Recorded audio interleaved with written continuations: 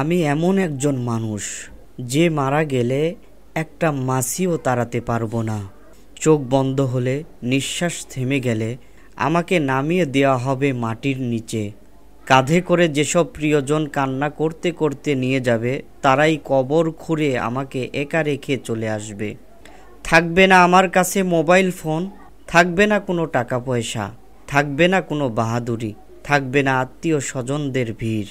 থাকবে কেবল তিনটি জিনিস: সাদা কাফনের কাপড়, আমার জীবনের আমল, আর অন্ধকার কবর। হায় আফসোস, এই আমি যে দুনিয়াতে গর্ব করতাম, মানুষকে ছোট করে দেখতাম, দুনিয়ার সুখ সামগ্রীকে নিজের চিরস্থায়ী ভেবেছিলাম, আজ সেই আমি কবরের মধ্যে পোকামাকড়ের কাছেও দুর্বল, একটা সাপ বিচ্ছুর কামড়েও অসহায়। আজ কেউ আমার খোঁজ খবর নেয় না, কবরের মাটিই আমার সঙ্গী। ওরে মানুষ, এত অহংকার কিসের? এত বাহাদুরি কার জন্য? তুমি কি নিশ্চিত আজ রাতটাই তোমার জীবনের শেষ নয়?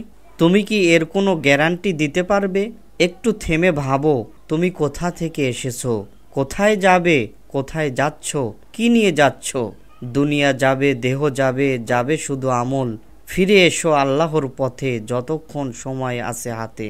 মৃত্যুর পর কেউ থাকবে না, থাকবে কেবল তোমার এবং তোমার রবের হিসাব। এটাই চিরবাস্তবতা, মেনে নাও ওহে মানব।